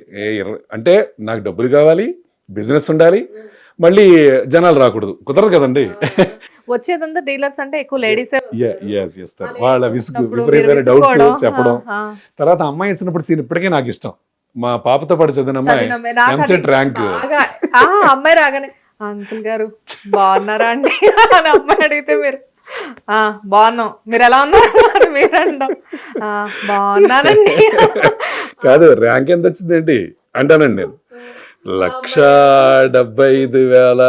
మీ బాబుకి ఎకరం పొలం కొనొచ్చు దాంతో అంటే అన్నానంటారు కానీ స్థిరం ఉండాలి, స్థిరం ఉండాలి మనుషులకి. మీరు చెప్పడం కూడా భలే ఉంటది. డైరెక్టర్ గారు వాజ్ వెరీ పర్టికులర్ అబౌట్ అనమాట ఆ సిచ్యుయేషన్ లో. సార్ మీరు ఇలాగే మీ ఊళ్ళో జనాలు ఇలా మాట్లాడుతుంటారు కదా, స్థిరం అనే యాక్చువల్లీ అంటే స్టెబిలిటీ ఉండాలి అది వర్డ్. అప్పుడు ఊళ్ళల్లో జనాలు స్థిరం ఉండాలి మాట్లాడితే ఏం మాట్లాడుతున్నావు స్థిరం, మీరు అదే అంటారు అంటే అన్న అంటారు కానీ స్థిరం ఉండాలి. మా అమ్మాయితో అదే మా అమ్మాయి చదివిన కాలేజ్ అయినా చదివింది, మరి మా అమ్మాయికి ఎట్లా వచ్చింది? పొగరమాట. నా కూతురు అంటే నాకంత గర్వం, అంత పొగరన్నమాట ఆ సినిమాలో. అమ్మాయి కూడా అలాగే చూస్తే ఇంతకీ ఏ కాలేజ్ తెలుసా? లేదండి, we had very good fun. ఆ సెట్ అంతా అలానే పోయాళ్ళం. మన కిరణ్ అపవారం గారి ఫస్ట్ మూవీ అది. కలిసి భలే ఫ్రెండ్లీ. లక్కీగా వాళ్ళిద్దరిది రీసెంట్ గా ఎంగేజ్మెంట్ కూడా అయింది, రహస్య గోరక్ ఇంకా కిరణ్ గారిది. మొన్న అదే అబౌట్ టు గెట్ మ్యారీడ్ అనుకుంటాను. యా, ఆ సినిమా ఒకటండి. తర్వాత ఓ పిట్ట కదా అందులో అదే చెప్పాను కదా, ఆ మూవీ యాక్చువల్ గా మీరు థియేటర్ ఓనర్, అందులో హీరోయిన్ ఫాదర్. అసలు లాస్ట్ వరకు సస్పెన్స్, మీరు అంత ఇంటెలిజెంట్ అని ఎవరికి తెలియదు, మీరు హీరో కలిపి అంత ప్లాన్ చేస్తారని చెప్పేసి. అది భలే సందర్భం చెప్పాలి శ్వేత. డైరెక్టర్ గారు చందుబుద్ధి గారికి నేను శ్రీనివాస్ గారు ఇప్పుడు చేస్తారు కదా అంత పాజిటివ్ గా, ఇది ఒకటి ఇలా అనండి అన్నారు. అదేంటి సార్ మళ్ళీ అంతవరకు నేను ఎలా అయితే ఉన్నా ఒక మోస్తలో చేసుకుంటూ వచ్చాను. నాకు జనరల్ ఆడియన్స్ కూడా ఏంటంటే ఈజ్ ఎ గుడ్ ఫాదర్, అసలు ఏం తెలీదు, అది జరిగింది ఎవరు ఏంటనేది ఎవరికి తెలియదు. బట్ ఈ ఫాదర్ ఇలాంటి కన్నింగ్ ఫాదర్ అని ఎవరన్నా అనుకుంటారేమో అని నేను ఎక్స్ప్రెస్ చేసినప్పుడు ఊరికే సరదాగానండి హక్ చేసుకుని కన్ను కొడతాను హీరో దగ్గర, ఇలా అంటాను. అన్నప్పుడు తర్వాత అదే సీన్ ఉండి నేను ఆ సినిమా చూసేప్పటికి I was shock like anything. Sir మరి అదేమని అసలు కదా అన్నారండి డైరెక్టర్, మీకు చెప్తే చేయరని క్యాజువల్గా చేయమన్నాను అందుకనే మిమ్మల్ని అని. ఆ ఒక్క సీన్ ఎంత ఇంపాక్ట్ ఇచ్చిందండి అందులో. థియేటర్ది ఓకే, అది వెరీ ఫన్నీ ఎపిసోడ్. అండ్ కన్ను కొట్టేది ఏదైతే అల్లుడు గారు మాట్లాడేది ఒకటైతే 2 లక్షలు కొట్టడం కోసం నేను ఎంత చేశాను డ్రామా. ఫోన్లో ఏడ్ చేస్తాను కదా, మాట్లాడేది వేరు నేను మాట్లాడుతున్నది వేరు. అందుకనే మా అల్లుడు అంటాడు కదా అందులో, ఆస్కార్ అవార్డు ఇవ్వచ్చురా మా మామగారు గొప్ప యాక్టర్ అని. యాక్చువల్ గా అక్కడ కన్నింగ్నెస్ ఏం కనిపించదు, ఒక డాటర్ ని సేవ్ చేసుకోవడానికి ఒక ఫాదర్ పడే ఇంటెన్షన్ అన్నమాట. మిమ్మల్ని ఎట్ ది సేమ్ టైం మోసం చేసిన ఒక పర్సన్ కి మీరు చెప్పే ఒక లెసన్. టిట్ ఫర్ టాట్ అంటాం కదా, టిట్ ఫర్ టాట్ అంతే. అది డిఫరెంట్ డెఫినెట్ గా. ఓ పిట్ట కదా అంటే మీకు బ్యాక్ టు బ్యాక్ వెంటనే రాజావారు రాణి గారు, ఓ పిట్ట కదా, అవన్నీ కూడా విలేజ్ నేపథ్యంలో జరిగే movies. At the same time మీకు అన్ని అట్లా కలిసి వచ్చినట్టున్నాయి ప్రాజెక్ట్స్ కూడా. అలా ఆ రెండు కూడా అంటే అప్పుడు కరోనా టైంలో అమెజాన్ లో ఓటీటీలో రావడం వల్ల థియేటర్స్ లేవు, మొత్తం అంతా అందరూ ఇళ్లలోనే కూర్చున్నారు. అంతకుముందు రిలీజ్ అయిన సినిమాలు మార్చి లోపు రిలీజ్ అయినవి రెండే ఉన్నాయి. ఆ రెండు ఒకేసారి అమెజాన్ లో పడడం వల్ల ఇంక అందరికి ఆ రెండే చూసారండి. DD Srinivas Yes. గారికి బాగా Yes. రికగ్నైజేషన్ కోవిడ్ లో మళ్ళీ బాగా వచ్చింది వచ్చింది అనుకోవచ్చు. కోవిడ్ నాకు మంచిగా చేసిందండి. Yeah. అఫ్ కోర్స్ సఫర్ అయ్యాం మేము, ఇంట్లో అందరూ సఫర్ అయ్యాం. మీరు కోవిడ్ స్టార్ యా అన్నమాట. కోవిడ్ స్టార్ బాగుంది, బాగా పెట్టారు మీరు. ఇక్కడ నుంచి ఇలాగంటారు, ఇక్కడ నుంచి కోవిడ్ స్టార్. మీరు కోవిడ్ స్టారే కదా యా మరి. సూపర్ స్టార్లు అవన్నీ కాకుండా కోవిడ్ స్టార్, ఇది బాగుంది. రియల్ గానమ్మా కోవిడ్ నాకు చాలా హెల్ప్ చేసింది. ఆ రెండు సినిమాలు చాలా వరకు తీసుకొచ్చి, అంటే నేను వెళ్ళి అప్రోచ్ అవ్వకుండా వాళ్ళే కాల్ చేయటం. అంటే ఇప్పుడు డైరెక్షన్ డిపార్ట్మెంట్ మన ఫ్రెండ్స్ చాలా మంది ఉంటారు. శ్రీనివాస్ గారు ఆ సినిమా చూసామన్నా, మిమ్మల్ని సార్ అడిగారండి ఒకసారి వస్తారా, ఇలాగే తప్ప నేను వెళ్ళి అడిగింది ఈ రోజు దాకా చాలా తక్కువ అండి. ఇప్పుడు సినిమా ఏదో అనౌన్స్ చేశారు, ఒకసారి ఆఫీస్కి వెళ్దామని, ఈ రోజు దాకా వెళ్ళలేదమ్మా. ఆడిషన్స్ ఏమి ఆడిషన్ అంటే వచ్చి అంతా వాళ్ళే పిలిచిన తర్వాత ఏదో ఒక్కసారి ఈ టైప్ ఆఫ్ క్యారెక్టర్ ఏదైనా ఒకటి చేయండి అని అన్నారే కానీ వెరీ ఫ్యూ సినిమాలు అంతా అలాగా. బట్ సీన్స్ చేసేవాళ్ళం.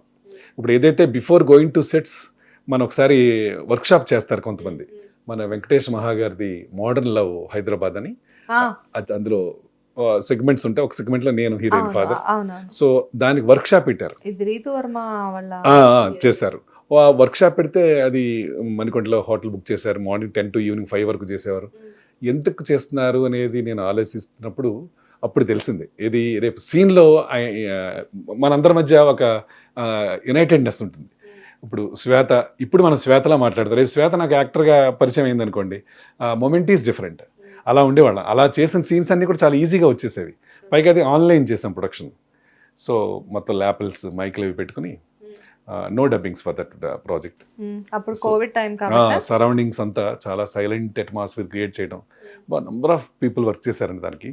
We had very good experience on that particular project. కానీ ఇప్పుడు ఇండస్ట్రీలో ఒక బడ్జెట్ వైజ్గా చూసుకున్నా కానివ్వండి, లేకపోతే ఒక ఫాదర్ ఇంట్లో అంటే లైక్ 100% ఫాదర్ క్యారెక్టర్స్ చేసే ఆర్టిస్టులు మహామహులు చాలా మంది ఉన్నప్పటికీ కూడా ఒక మిడిల్ క్లాస్ ఫాదర్ కానివ్వండి, హై క్లాస్ మిడిల్ క్లాస్ ఏ ఫాదర్ అయినా ఒక మంచి ఫాదర్ ని గుర్తు చేసుకోగానే చాలా మందికి మీరు గుర్తొస్తున్నారు అనడానికి అది నా అదృష్టం అండి. మీరు నమ్ముతున్నారా ఆ విషయం? 100% నమ్ముతున్నాను. చాలా మంది ఇప్పుడు అప్కమింగ్ పీపుల్ చాలా మంది వస్తున్నారు, అండ్ విత్ డైనమిజం వస్తున్నారు, చాలా మంది వస్తున్నారు.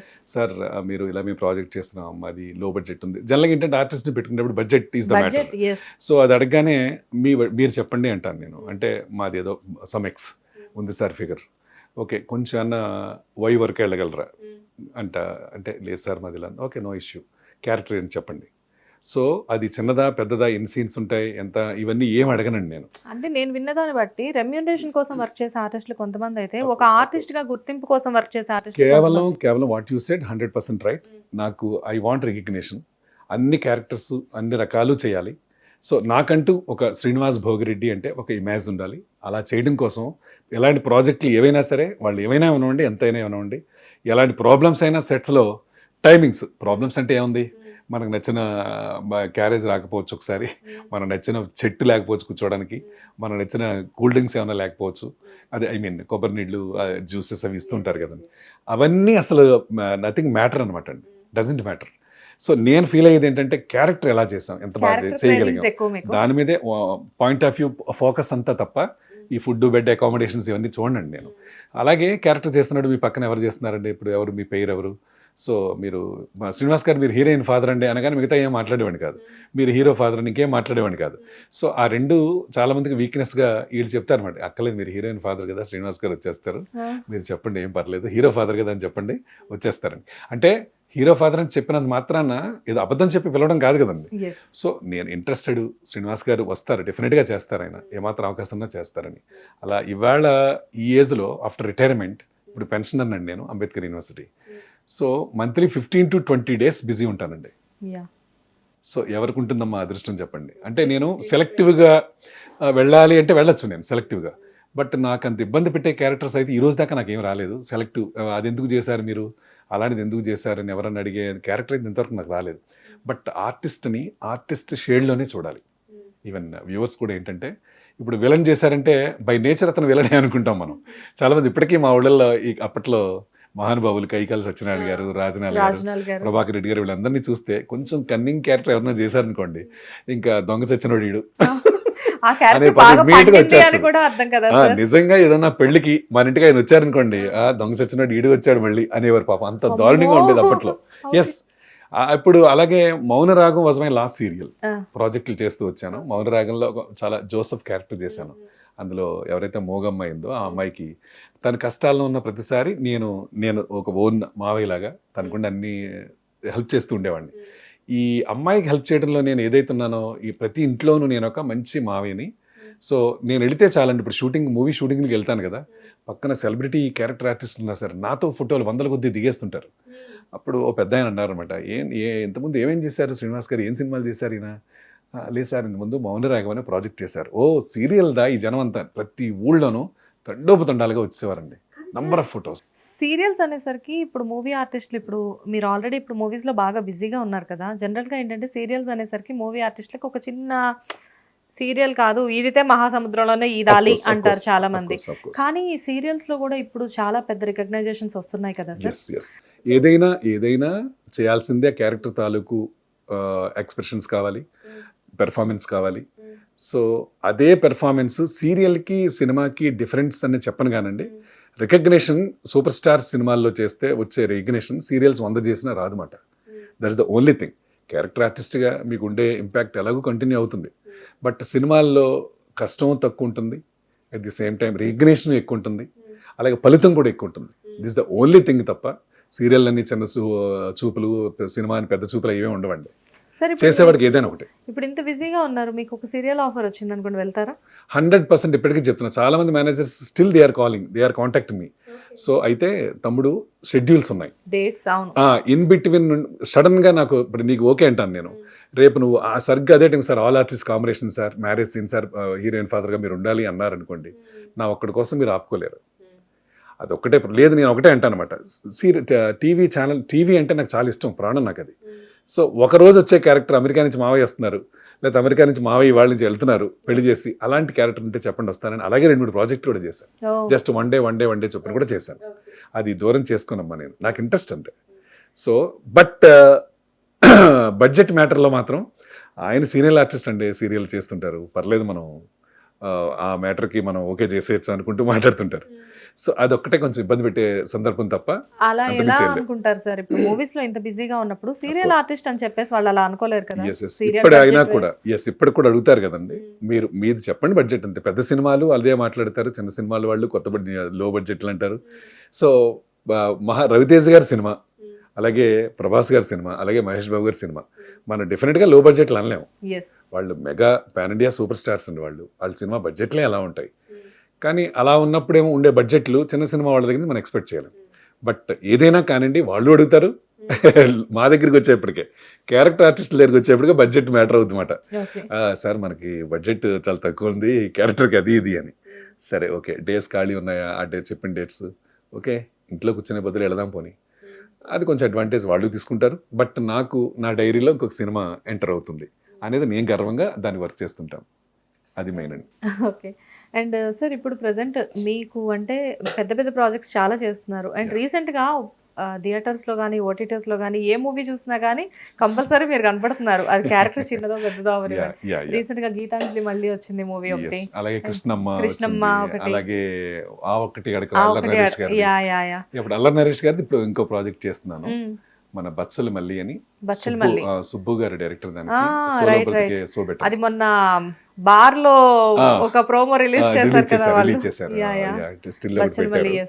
అది నెక్స్ట్ షెడ్యూల్ అవుట్డోర్ కి వెళ్తున్నాం అనమాట, రేపు 10th నుంచి వస్తుంది. Very good production house. Subbu గారు ఇస్ ద డైనమిక్ డైరెక్టర్. చాలా మంది, రామ్ గోపాల్ వర్మ గారిది వ్యూహం ఒకటి, శపథం ఒకటి చేశాను. అది పొలిటికల్ డ్రామా బ్యాక్గ్రౌండ్. అది చేశాను. దేనుడుమ్మ గారు చేశాను. అండ్ అన్వేషి అని మొన్న మధ్య అనన్య నాగళ్ళ ఫాదర్గా చేశాను.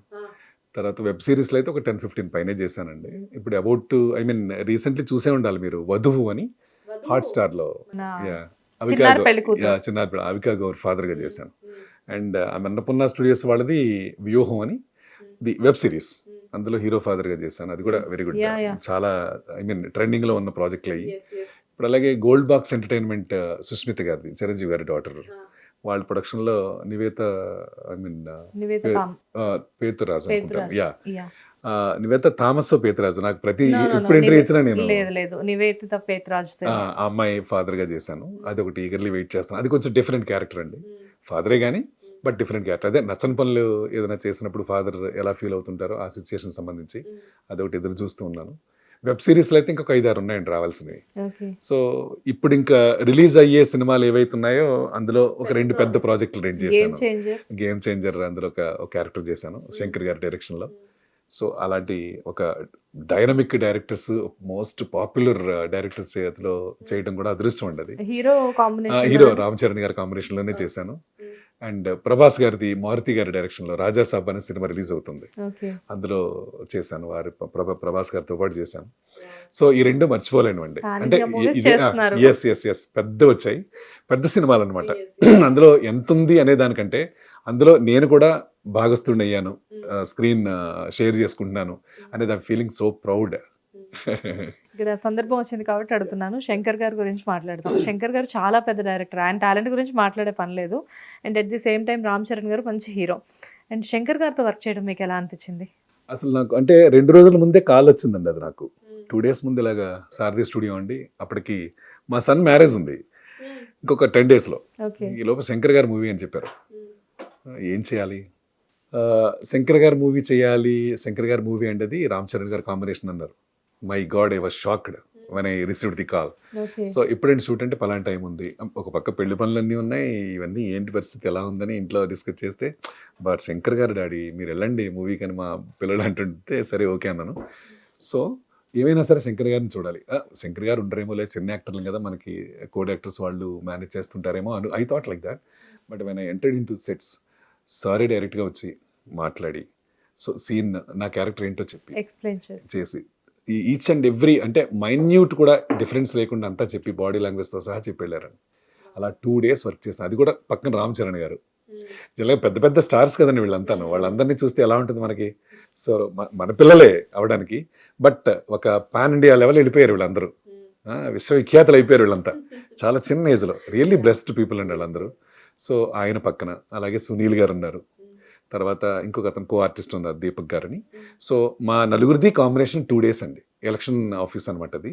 సో అందులో చేసినప్పుడు శంకర్ గారు పని కట్టుకుని రావడం, ఆయన వెరీ గుడ్ అనటం, ఇవన్నీ నాకు మర్చిపోలేను అనమాట. ఒక పాజిటివ్ వైబ్రేషన్ ఫర్ ఎవర్ ఉంటుంది. పెద్ద డైరెక్టర్స్ అంటే పెద్ద ఒకలా ఇమాజినేషన్ ఉంటుంది మనకి, బట్ మనం వాళ్ళు ఫేస్ టు ఫేస్ చూసినప్పుడు వాళ్ళు ఏంటి, వాళ్ళ బిహేవియర్ ఏంటి, వాళ్ళ స్టాండర్డ్స్ ఏంటనే అర్థమవుతాయి.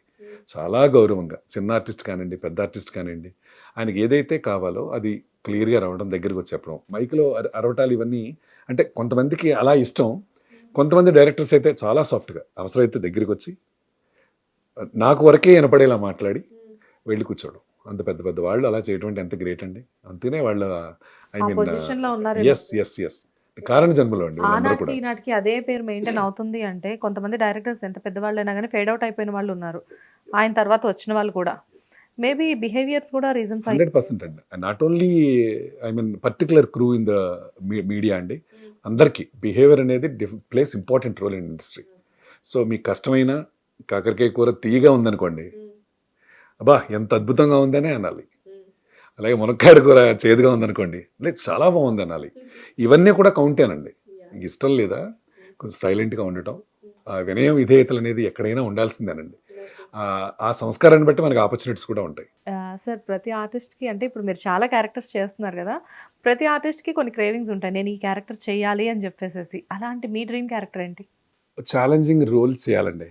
అంటే డిఫరెంట్ షేడ్, ఎప్పుడు ఇదే గెటప్ ఇదే స్టైల్స్ ఇవన్నీ కాకుండా ఇది కొంచెం డిఫరెంట్గా ఉండాలి. అంటే చాలా ఈ మధ్య నాకు టైం ఉన్నప్పుడల్లా ఈ నెట్ఫ్లిక్స్లో, అమెజాన్లోను కొంచెం హాలీవుడ్ మూవీస్ అవి ఎక్కువ చూస్తుంటారు. వాళ్ళంత న్యాచురల్గా చేయాలి. అంటే మన తెలుగులో చాలామంది ఉన్నారు న్యాచురల్స్, చాలామంది స్టార్స్ ఉన్నారు. సో వాళ్ళలో ఇంకా ఏదో కొత్తదనం కనపడుతుంది. ఎప్పుడు ఉండే మోసలా కాకుండా మన ఇంట్లో బిర్యానీ చేసుకుంటాం, మన ఇంట్లో చేపల పులుసు చేసుకుంటాం, నాన్ వెజ్ అయితే, వెజ్ అయితే అన్నీ వండుకుంటాం. బయట హోటల్ దేనికి వెళ్తాం? బెస్ట్ ఫుడ్ ఒక చోట బాగుంటుంది, పలానా చోట్ల బిర్యానీ బాగుంటుంది, పలానా చోట జ్యూసెస్ బాగుంటాయి, పలానా చోట ఫ్రూట్స్ బాగుంటాయి, పలానా చోట స్వీట్స్ బాగుంటాయి. ఇలా కొన్ని ఎలాగైతే బ్రాండ్స్ ఉంటాయో అలాగే అన్ని క్యారెక్టర్లు చేయగలగాలి, అన్ని చోట్ల చేయాలనేది కోరుకుండిపోయింది. ఏదొచ్చినా చేయడానికి రెడీగా ఉన్నాను. బట్ ఎక్కువగా నెగిటివ్ రోల్స్ చేయాలనేది బాగా ఇంటెన్షన్ ఉంది. అది ఇంతకుముందు ఛానల్లో కూడా చాలా మంది ఇదే చెప్పాను. ఇలాగే కాకుండా ఏంటి శ్రీనివాస్ మీ ఫేస్లో కోపం కూడా ఉంటుందా, మీరు సీరియస్గా కూడా అదే చేయగలరా? నేను మీతో మాట్లాడుతున్నా కానీ నేను ఇమాజిన్ చేసుకుంటున్నా. నాకు ఒక హ్యాబిట్ ఉందన్నమాట, ఎవరైనా ఏదైనా చెప్తున్నప్పుడు ఊహించుకుంటా. మిమ్మల్ని నేను అలా ఊహించుకోలేకపోతున్నాను ఎందుకో. మీ ఫేస్ని విలన్గా అంటే ఒక నెగిటివ్ షేడ్లో అనేది కొంచెం కష్టమే. అఫ్ కోర్స్, కానీ చెయ్యాలనే తపన ఉందన్నమాట నాకు. Okay. ఉన్నాయండి ఒక 4-5 సినిమాలు ఉన్నాయి రావాల్సినవి, అందులో చేశాను. ఇంకా ఇంకా కావాలి నాకు, ఇంకా కావాలని అనిపిస్తుంది. సో డైరెక్టర్స్ అందరూ కొంచెం సో వినండి. మీ అందరి దయ వల్ల డైరెక్టర్స్ కూడా చేరేయండి. సో ఏవైతే క్యారెక్టర్ నెగిటివ్ షేడ్స్ ఉండాలి, డిఫరెంట్ కైండ్ ఆఫ్ యాక్టివిటీ ఉండాలి, అలా చేసినప్పుడు నాకు నేనుగా సాటిస్ఫై అని చెప్పగలిగే క్యారెక్టర్ కోసం eagerly waiting. Okay. And sir ఇండస్ట్రీలో మీదైతే ఇన్ని ఇయర్స్లో ఉన్నా కానీ 30 ఇయర్స్ ఎబో నుంచి మీరు ఇండస్ట్రీలో ఉన్నప్పటికీ ఆ 100% మీదైతే కేక్ వాక్ కాదు, ఎస్ 100% కాదు, ఎత్తుపల్లాలు చాలా చూశారు. చూశాను. సో మీరు ఎన్ని చేసినప్పటికీ కూడా ఇండస్ట్రీలో మీకు తగిలిన ఒక గట్టి దెబ్బ అంటే ఏదైనా చెప్పగలరా? బాగా తగిలిన దెబ్బంటే ఆ ప్రొడక్షన్ ఏది అలవాట్లేని అవపోసనకి వెళ్ళకూడదు అంటారు. ప్రొడ్యూసర్గా ఏదైతే అవతారం ఎత్తి నేను ప్రొడక్షన్ చేశానో దాంతో అసలు ఊహించలేనివన్నీ జీవితంలో జరిగిపోయినాయి. అవునా? అసలు చాలా ఇంకా ఆల్మోస్ట్ నా స్థిరచర్లు అన్నీ పోయే, ఫ్యామిలీతో సహా డిస్టర్బ్ అయ్యామాట ఆ ప్రొడక్షన్ వల్ల. సో అప్పటి నుంచి ఇంకా ప్రొడక్షన్స్ అనేది అంటే ఎస్పెషల్లీ టీవీ ఇండస్ట్రీకి సంబంధించి నేను ప్రొడ్యూస్ చేసేంత స్థాయి నాది కాదు కాబట్టి చేయకూడదని, ఇంకా దాని జోలికి వెళ్ళకూడదని డిసైడ్ చేసుకున్నాను. అది మాత్రం ఎప్పటికీ మర్చిపోలేదు. మామూలు దెబ్బలు కాదని చాలా నేర్చుకున్నాను. అందులోంచి బయటపడే ఇది కూడా భగవంతుడే చేశాడు అనుకుంటాను నేను. ఎప్పుడైనా అనిపించింది సార్ ఇలాంటి దెబ్బలు తిన్న తర్వాత ఎందుకు వచ్చిందిలే మనకి ఇండస్ట్రీ, వద్దు మన పని మనం చేసుకుందాం, వెళ్ళిపోయి మన ఊరికి అని ఎప్పుడైనా అనుకున్నారా? అలా అనుకోలేదు, కానీ ఈ ప్రక్రియ ఏదైతే నిర్మాణ ప్రక్రియ ఏదైతే ఉందో ఆ జోన్ నుంచి తప్పుకుందాం. నేను ఏదైతే లక్ష్యంతో వచ్చానో దాని మీదే ఫోకస్ పెడదాం అనుకున్నాను, దాని మీదే ఫోకస్ పెట్టాను. సో ఇవాళ హ్యాపీగా ఎంజాయ్ చేస్తున్నాను. అప్పటి నుంచి మళ్ళీ ఇప్పటి వరకు ఎప్పుడు ఇంకా అలా వెళ్ళలేదు, అటువంటి చూడలేదు, ఇక తలంపు కూడా నాకు రాదు. బట్ ఇప్పుడు మా డాటర్ వీళ్ళందరూ ప్రొడక్షన్ హౌసెస్ ఉన్నాయి కాబట్టి, so already I got lot of experience how to make a production. So ఇప్పుడు నేను ఏదో వర్కింగ్ పార్ట్నర్ లాగో, వర్కింగ్ పర్సనాలిటీ లాగో వాళ్ళకి ఉపయోగపడతాను. ఎక్కడ ఎక్కొచ్చో ఎక్కడ తగ్గొచ్చో నేను చెప్తూ ఉంటాను. అలా ప్రొడక్షన్ చేయడానికి ఆ ఎక్స్పీరియన్స్ ఉపయోగపడుతుందని భావిస్తున్నాను. ఎనీవేస్ మనం ఇంటర్వ్యూ స్టార్ట్ చేసి ఇంతసేపు అయినప్పటికీ కూడా నేను ఒక మిస్టేక్ చేశాను. ఏంటో అసలు మీ ఇంటర్వ్యూ నేను బిగినింగే ఒక మంచి సాంగ్ తో స్టార్ట్ చేద్దాం అనుకున్నాను. అండ్ నాకు తెలుసు మీరు ఎన్టీఆర్ గారి సాంగ్స్ చాలా అద్భుతంగా పాడతారు అని అప్పట్లో చెప్పేసి. పాడాను. అంటే ఘంటసాల గారివి ఆయనకి ఆ మహానుభావులు పాట పాడడం కష్టం కాబట్టి ఎక్కువ ఎస్పి బాలసుబ్రహ్మణ్యం గారు, జేసుదాస్ గారివే పాడేవాడిని. బాలు గారితో కూడా మీకు మంచి అనుబంధం ఉంది. ఎస్ బాలు గారు కూడా అప్పుడు శ్రీకృష్ణ పాండే అని ప్రాజెక్ట్ చేసినప్పుడు బాలు గారిది ఏదో నాకున్న చిన్న నాలెడ్జ్ తోటి ఒక సాంగ్ కంపోజ్ చేశాను పద్మాలయ స్టూడియోస్ వాళ్ళకి. పిసి రెడ్డి గారి డైరెక్టర్ అండ్ నారాయణ రెడ్డి గారితో స్క్రిప్ట్ రాయించాను. Yes. అప్పుడు బాలు గారితో పాడించాను అనమాట. అది టైటిల్ సాంగ్, అది దూరదర్శన్లో టెలికాస్ట్ అయింది. అండ్ సినిమా పాటల విషయానికి వచ్చేప్పుడు నేను పాటల పోటీలు ఉంటే చాలు, అయితే బాలు గారి పాట లేదంటే జేసుదాస్ గారి పాట పాడేవాడిని. ఎక్కువగా మేఘ సందేశంలో నవరస సుమమాలికా నవరస సుమమాలికా నా జీవనాధార నవరాగమాలిక నవరస సుమమాలికా, ఈ పాట ఎక్కువ పాడేవాడిని. Wow. తర్వాత జేసుదాస్ గారిది వస్తే తెల్లారేదాకా నువ్వు తలుపు మూసి తొంగుంటే, తెల్లారేదాకా నువ్వు తలుపు మూసి తొంగుంటే, రేయంతా నా తలుపు తీయవే భామా, తెల్లారేదాకా నువ్వు, అది పాడేవాడిని.